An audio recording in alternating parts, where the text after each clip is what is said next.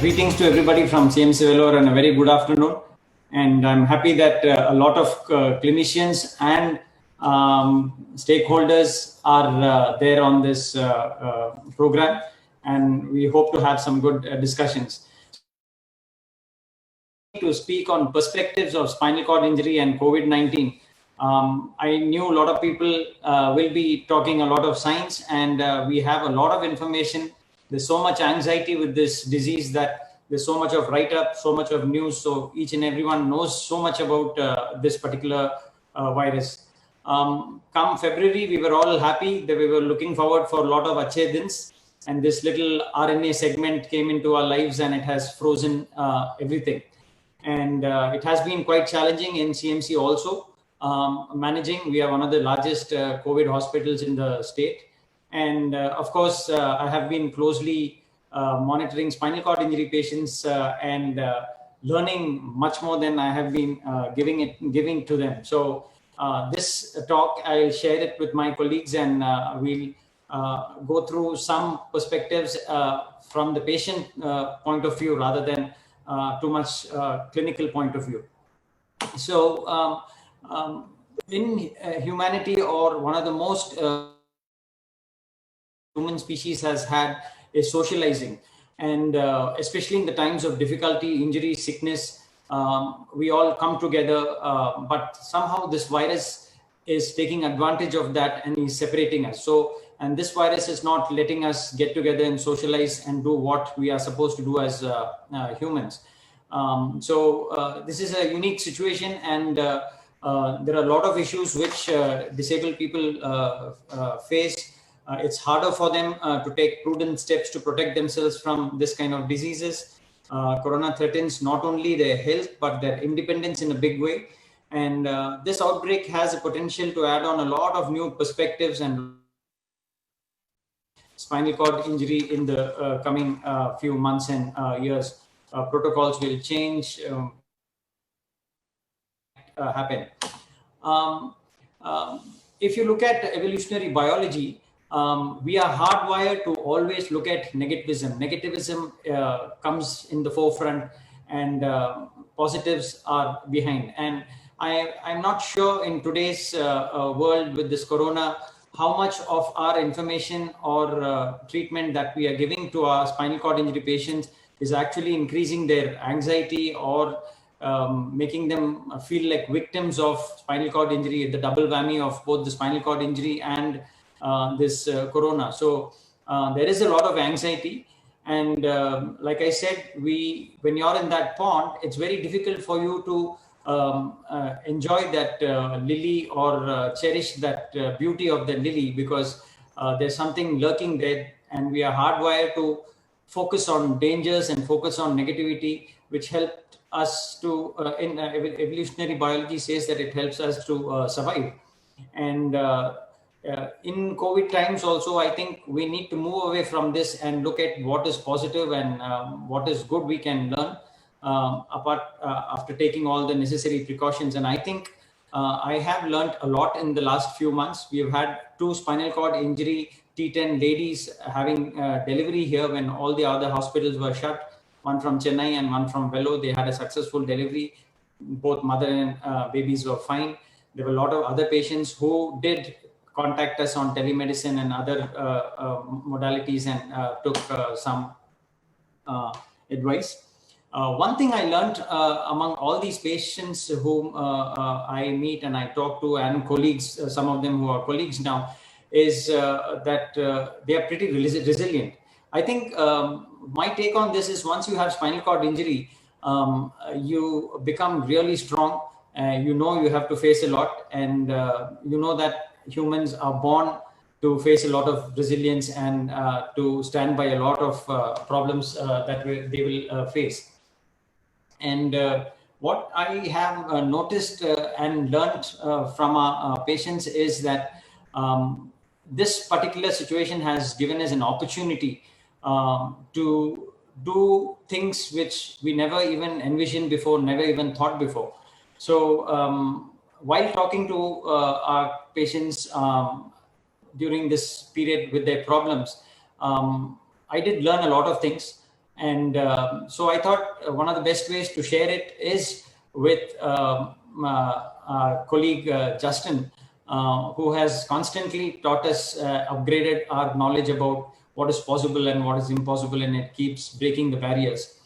And along with him, there are other few people on this meeting today, Vaidyanathan from Gangatras and others, who have done much more than what I thought a person will do for other people. They've hand-holded a lot of people. They've helped people both socially, economically, and with a lot of advice. So kudos to all those people who have been constantly involved.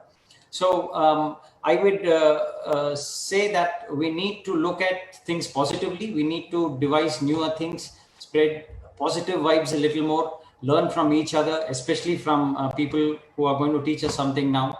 And of course, keep science hand in hand and see how we can beat this problem. So I'll kind of stop with this and I'll hand it over to Anand, who will come from Sheffield, and he will share a few scientific facts which are there, following which we will hear from Justin as to how he managed this lockdown period and who has taught me a lot. Thank you. Good afternoon to everyone. I am Anand, and I previously worked in Vellore for many years before moving to UK the last 4 years.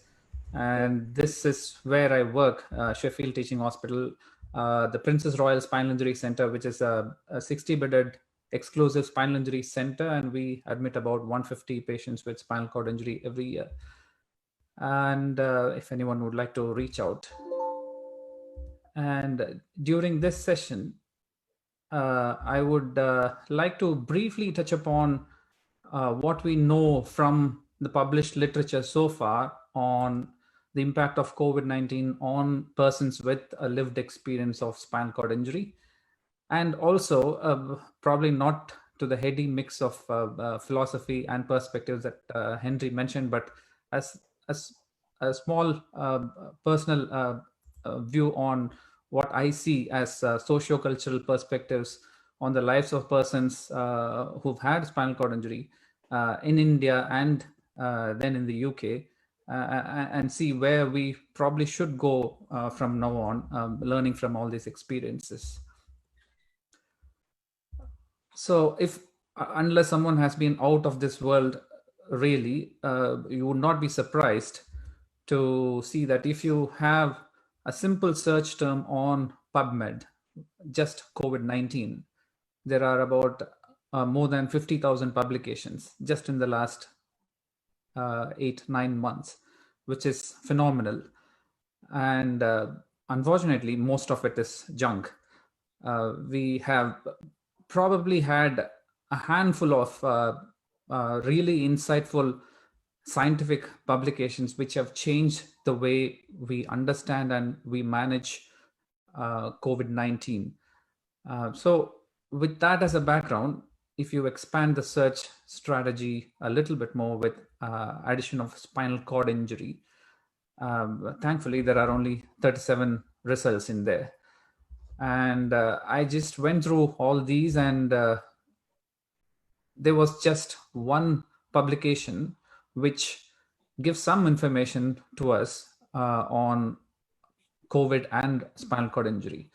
And if you've followed any good research in healthcare, you would see that any research done among a cohort of professionals who are registered to a registry, doctors who are registered with a council, or nurses, or in this instance, US veterans, you always have a good baseline. You know how to track all these people. So this was a robust enough data from the US veterans with spinal cord injury, where again, I was surprised to see that there are more than 17,000 veterans with spinal cord injury in the US.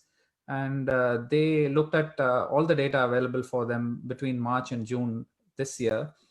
And from what is known, about 140 of them tested COVID positive, which is in keeping with the proportions that we generally know.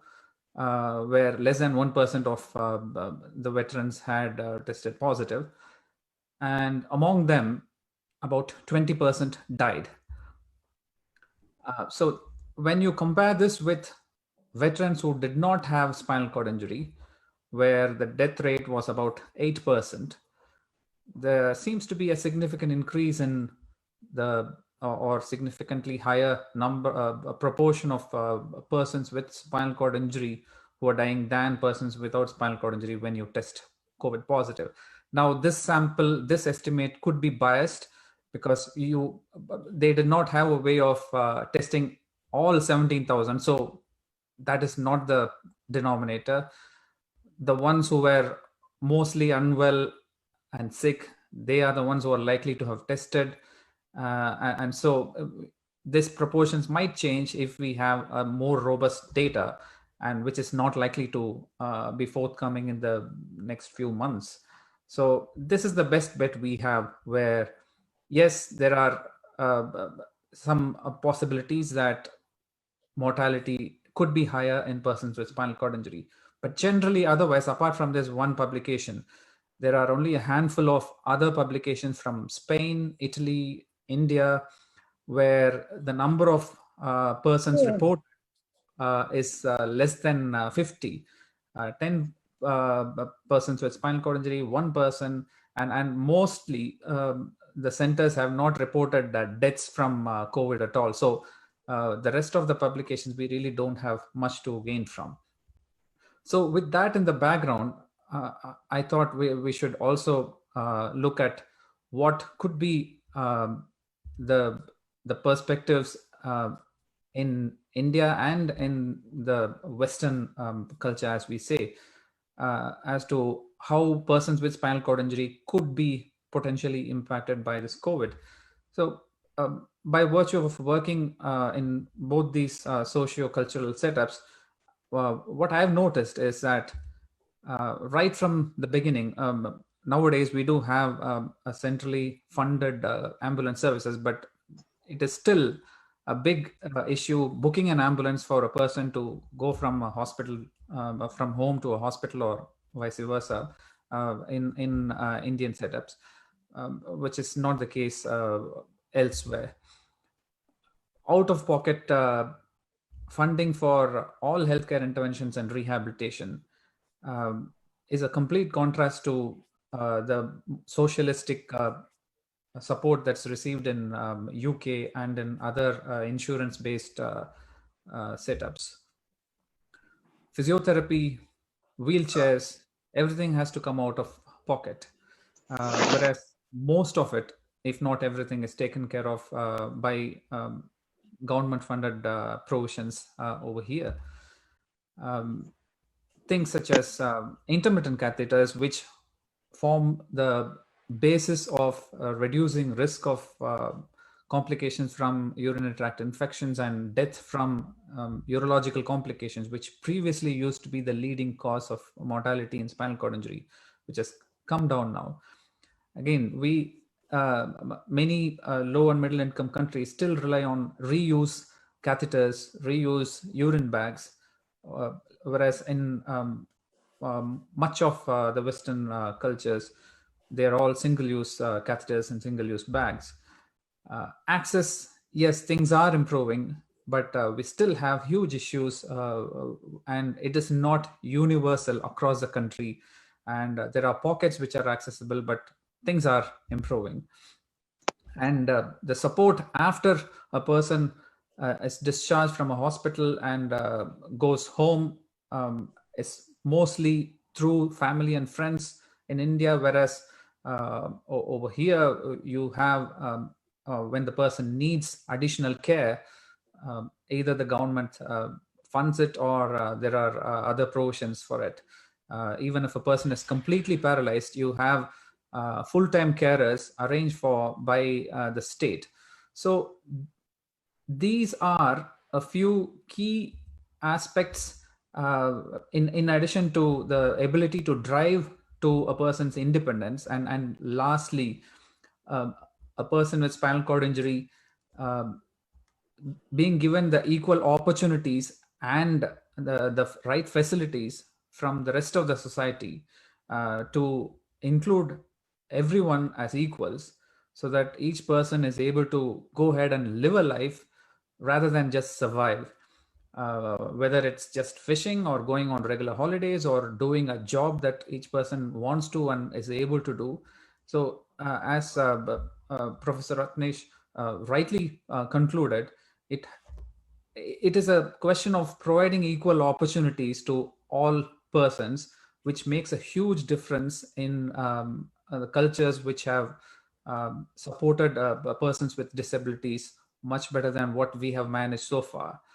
So, despite all these initial limitations, and we have done reasonably well in India. And there was a paper that was published by a team of us from Vellore in 2014, where we realized that survival after spinal cord injury in persons who are regularly followed is nearly to the levels in the Western cultures. But as I said, we are not looking at survival alone. Each person should live a life, whether it's on an individual basis or as a family person or as a person who's contributing meaningfully to the society. If we need to do that, we should think beyond just the initial care and the initial rehabilitation. We should all strive for and be champions of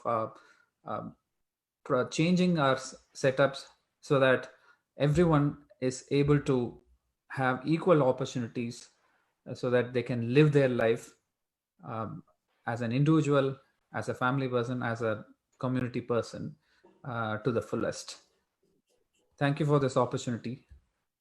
So I would like to now invite Justin. Justin has had a long relationship with Vellore, and Justin has proved a lot. And without much wastage of time, I would just ask Justin to come over and deliver his or share his experience as how he managed with the lockdown and what the possibilities are, and the others. Thank you. Thank you, Dr. Henry. Thanks, everyone.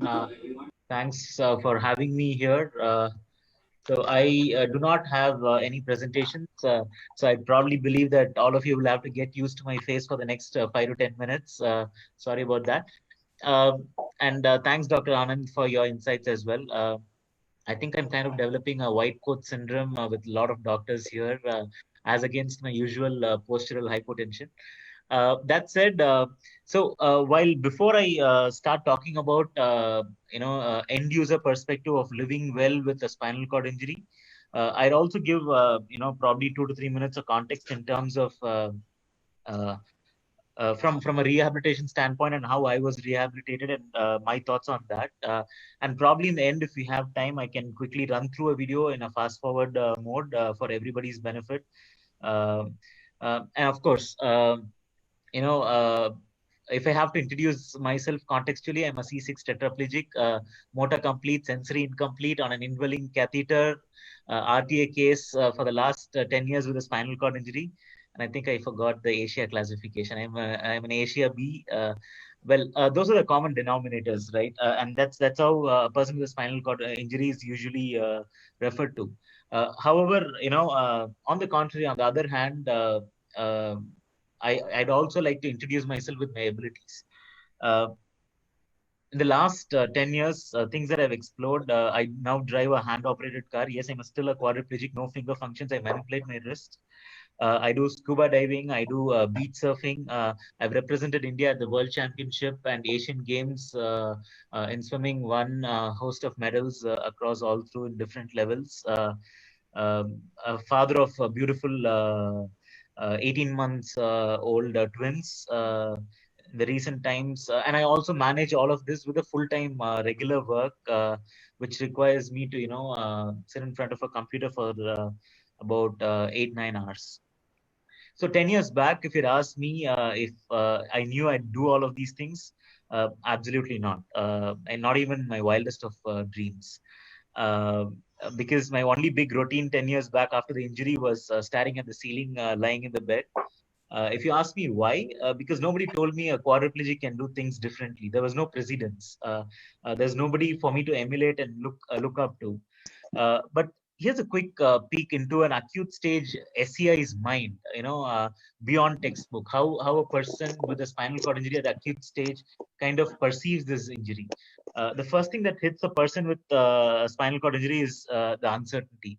It hits the person so bad because there are multiple challenges, not necessarily, they have to deal with the fact that they no longer will be able to walk or move around and all that stuff. But obviously you have uh, uh, bowel a problem, bladder problem, of course, pressure source, UTI and all that stuff. Now, how can a person come out of this, right? Definitely a common denominator approach crushes the spirit of the person and makes the person lose hope generally. If we apply that common denominator, which I was talking about in terms of C6 and all that stuff, that tetraplegic for life is going to be confined to the four walls. I think a slight change in our thought process to see a person's ability than focusing on disability would definitely, alter the outcomes or the possibilities of what a person with spinal cord injury can actually achieve. Beyond the standard practices, if only we are able to, think through different ideas of ability, the risks that come with those abilities, how to mitigate that, what are the upper limits that a person with tetraplegia or quadriplegia can actually push through slowly but steadily. I think that will definitely, help the person with a spinal cord injury, if only are able to inculcate that as part of the rehab program. Now, and also from a patient perspective, the path of recovery. When I say recovery, I'm talking about the rehabilitation process, not necessarily, the prognosis. It's like a tunnel for a spinal cord injured person. And obviously, the moment it happens, hope is there. They want to see the daylight at the end of the tunnel. But little do they realize that, that would not be the case immediately. It is going to take time. It's a longer process. Imagine that like a video game, right? If you have to play level 1, you'll have to unlock level 10. You'll have to unlock level 1, 2, 3, 4, and there, reach level 10. But patient or the person with a spinal cord injury often does not realize that and straight away wants to, unlock level 10, and that's never probably going to happen. They have to, cross through all of this path slowly but steadily, one by one, and that needs to be put onto the mind of the person with a spinal cord injury. On that note, let me move on to my lockdown learnings. So I did realize with all of these things that I had done in terms of swimming and all that stuff, I've never actually lived my life without anyone being around. And it so happened, fortunately or unfortunately, just before the lockdown, my family had to go for a week to my wife's native, and they could not come back because of the lockdown restrictions. Now here I was, without any access to anybody to help me, without a maid, without a cook, nothing absolutely. And this was the first opportunity that presented itself for me to be 100% independent. I thought I was kind of independent, but this was the first time. And I started realizing, and the reason how this all happened is there were some seeds of thoughts during my rehabilitation in terms of how to manage certain situations. And I think a lot of rehab programs fail to do that. And I think that's something that we have to go back and look. To start with, when this situation presented upon, I realized I'm no longer going to have 3 meals a day. And there were a couple of reasons for that. One, I wasn't burning enough calories. I was sitting at home and I realized, why should I have 3 meals? The second thing is obviously, resource optimization.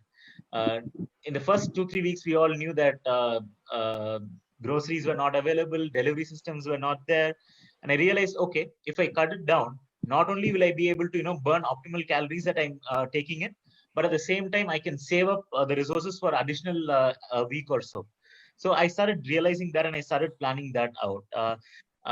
And I also moved to a vegetarian diet because obviously getting vegetables was very difficult for the fiber intake for my bowel program. So I moved to, kind of dals and all that stuff, which kind of was perfect, right? It has 60% approximately carbs, 25% protein. It has 15 grams of dietary fiber, and to snack on a cup of nuts in between. I think that worked really well, and that was a very key learning. I think it's a skill to preempt a situation like this and how to manage a situation like this. And I think that should definitely be part of all the rehab programs. If there is an emergency, if there is a crisis, how will the person manage? It could be any situation that needs to be simulated and that needs to be managed. And other thing that I started doing was one pot cooking. Put everything in a pot and cook. Yes, I know taste is compromised, but given the situation in hand, I had to absolutely do that, primarily because cooking was easy, but washing vessels after that was very tough, or even the prep work. So I think that was another learning. Um, I started moving to a very disciplined routine. 1 hour of exercise every day in the morning, cooking once in a day, clean up, and then start my corporate work that I had to do for 9-10 hours. And the exercise I started doing, as Dr. Vadva said, I started using TheraBand TheraTube. It works like a charm. Change the intensity by the length of the TheraTube. Juggle between cardio, strength, and hypertrophy with the repetitions and all that stuff. And with the reduction of food, I realized that the bowel management routine also changed.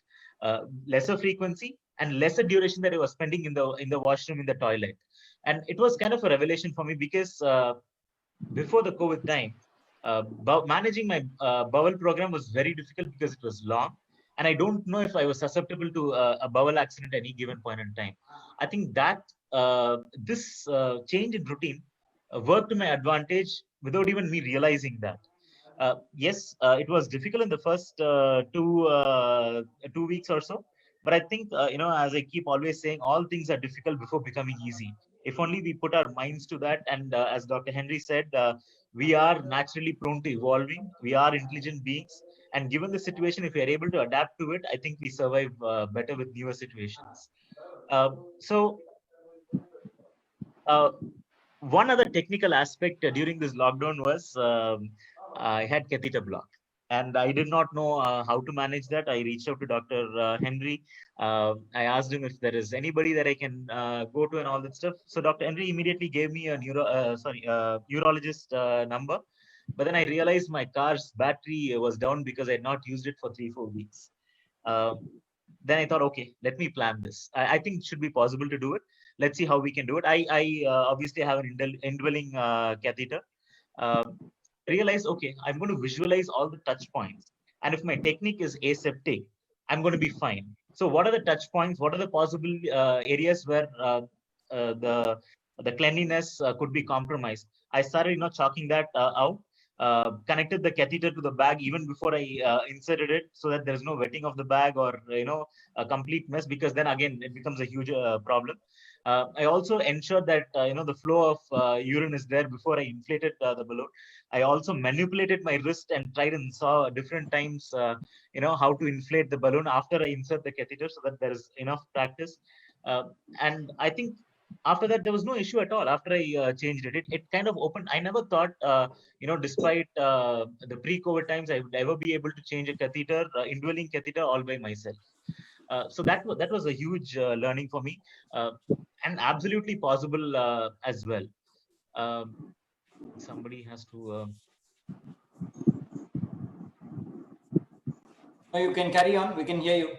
Yeah. Okay. And there was another learning as well.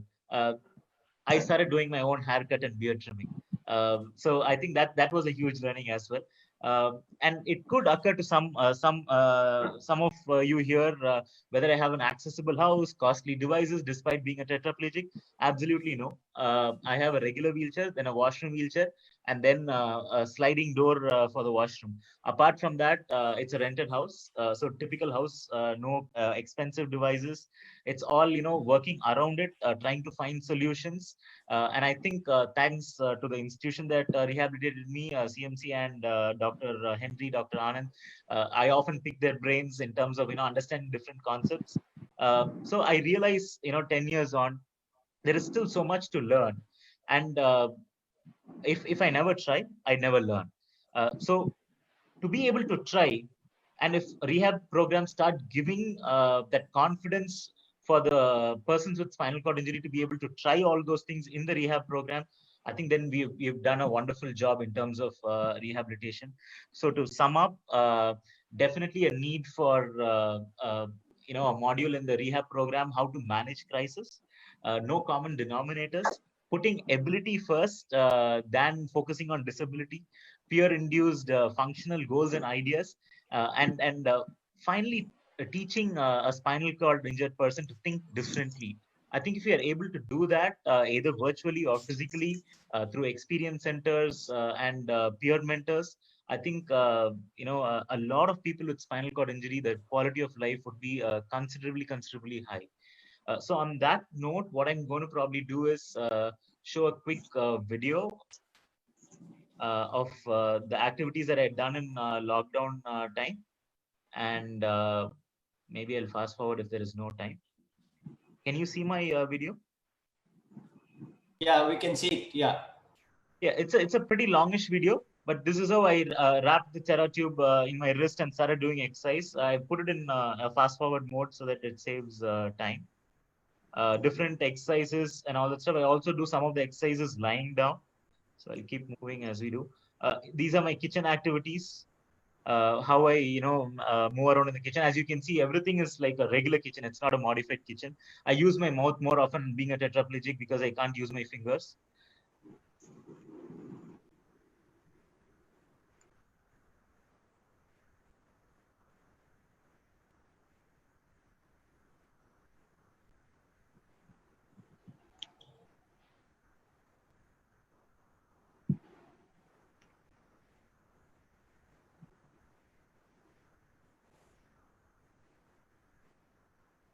I want to show the results as well, not just the cooking. And that's how the dosa turned out to be. I hope it's pretty decent. Yeah, managing with the microwave. So, as I said, I basically, manipulate my wrist for a lot of things. Fortunately, unfortunately, that's where the water filter can be. It can't be lowered anywhere. So managing and finding a workaround, obviously, a taller cushion in terms of overcoming that. So simple solutions to overcome a lot of architectural barriers.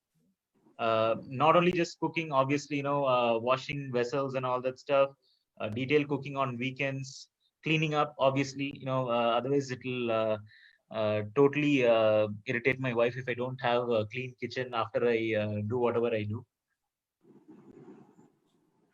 Washing the vessels.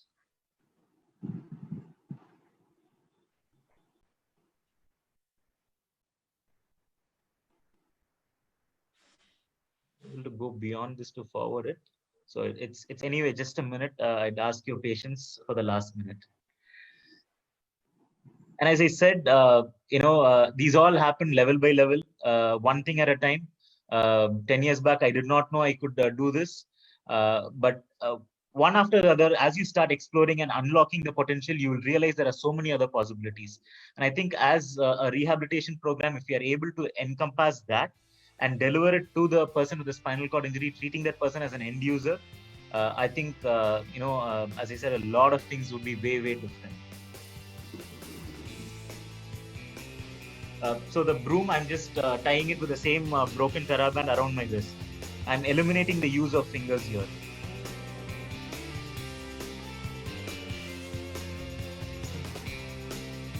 Watering the plants. So I think multiple things. I think that's pretty much it.